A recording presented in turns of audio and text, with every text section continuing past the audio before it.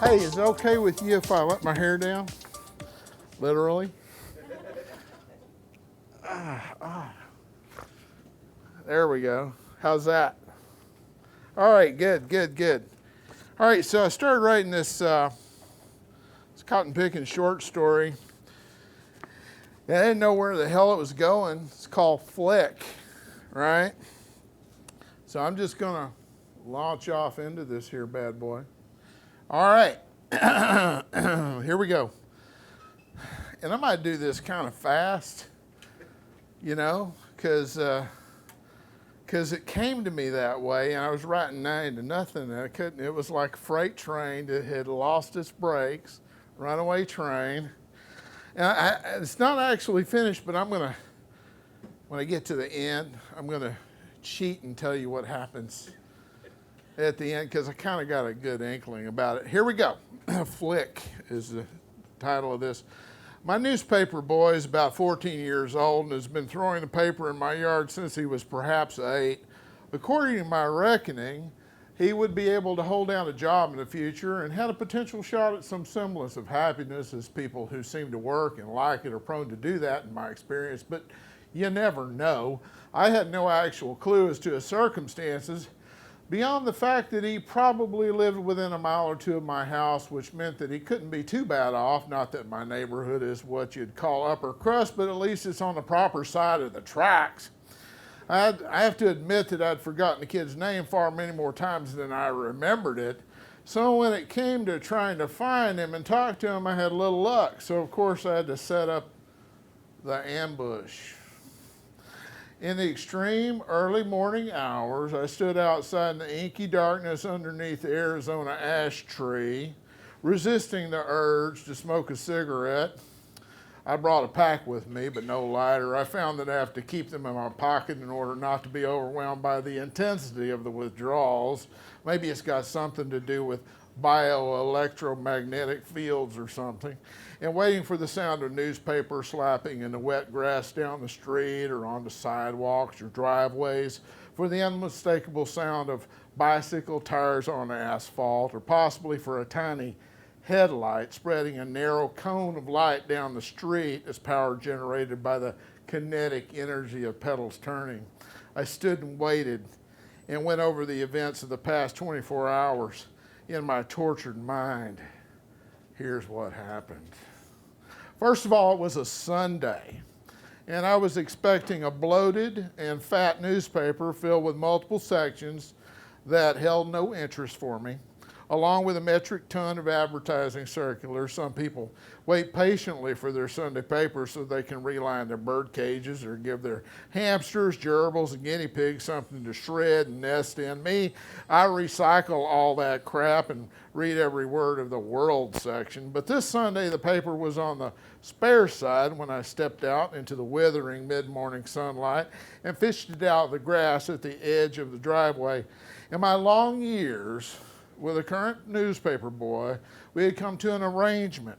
I would continue to take the Sunday paper and remain on his dying list of premium subscribers if he would stuff that paper into a plastic tube, tie a small knot at the business end of it, and lob it directly onto my driveway.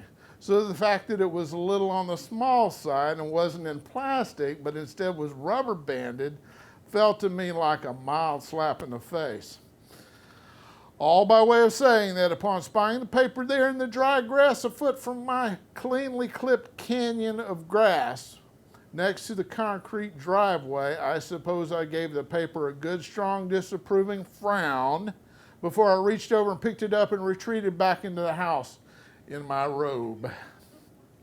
When I got to the table in the little bay windowed nook off the corner of my kitchen and spread it out before me, I noted first the headline, which was about the firebombing of a black church in East Texas, and then the date.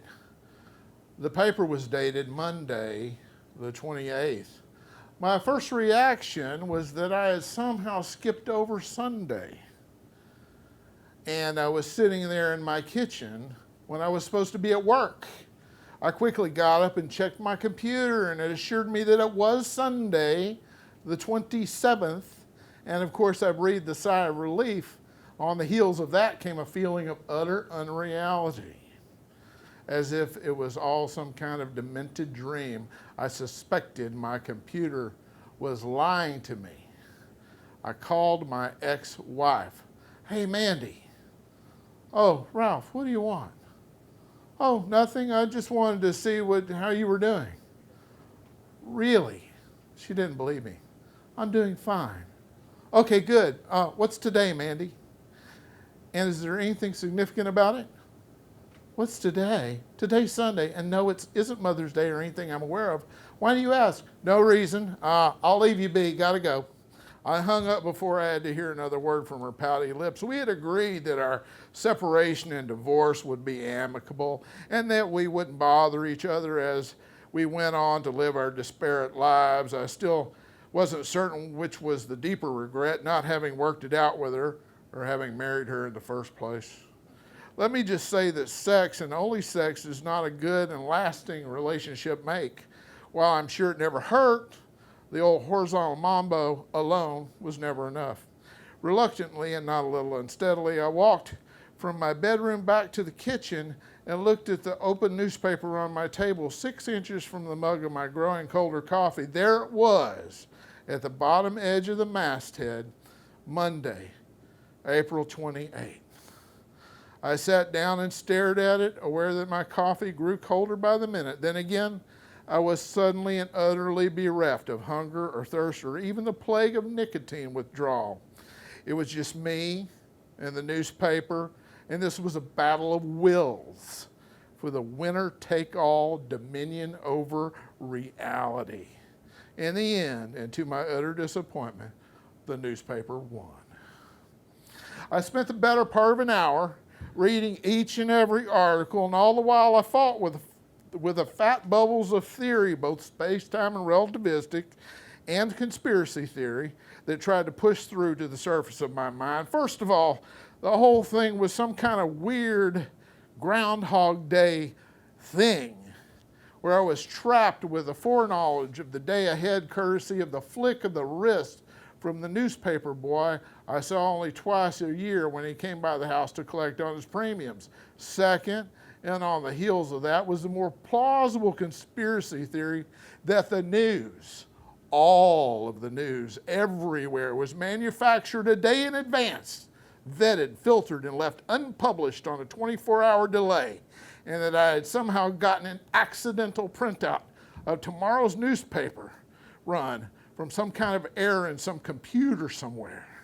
I had to admit that I saw some potential utility in this, but the fact remained that in order for this to work, the media conglomerates and the governments, which under this rather global theory were likely somehow one and the same, had to go out and murder people and burn churches and set off earthquakes in order for it all to come out right. No, this was too utterly implausible, which of course brought up the idea that I was being tested somehow, like it was some strange, targeted, psychosocial experiment on the order of magnitude with manufacturing very realistic appearing aliens in order to show them to people to gauge their reactions in keeping with some grand decades-long program for eventual disclosure. Clearly, you can see why Mandy wanted to divorce me.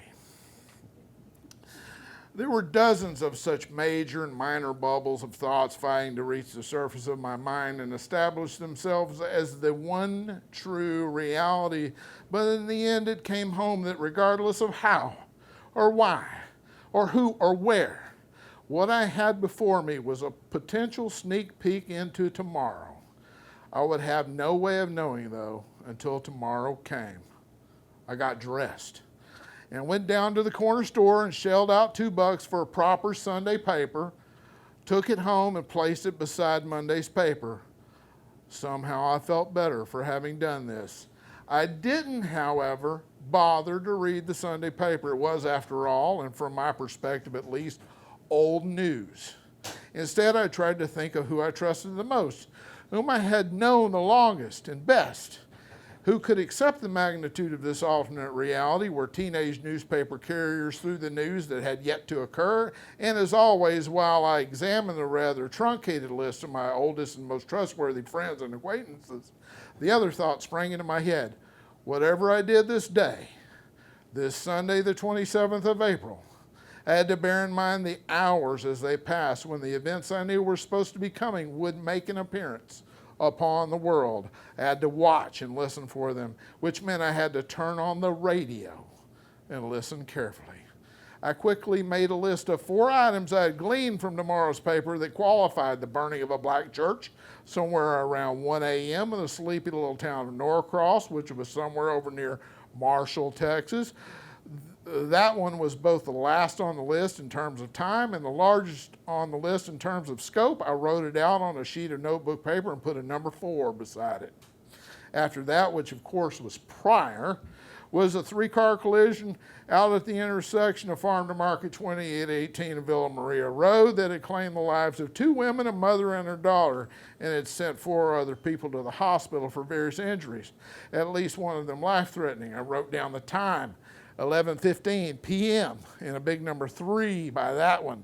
There had been or would be a drunken brawl in Northgate across from the university between the denizens of the Dixie Chicken and the beer chuggers at Dudley's Draw at about 10 p.m. Number 2. The last, which was, of course, the chronological first, was the fact that the judges at the county fair had coronated the local bluebonnet queen, a 14-year-old blonde-haired and blue-eyed little pixie named Samantha Klobaxi. And, of course, there was a color photo. The seemingly important bit of regional interest news had apparently occurred or would at 4:50 p.m. or thereabouts. Number 1, I had my list.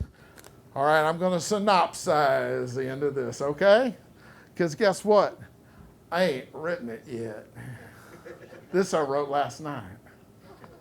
Not bad, huh? Okay, all right.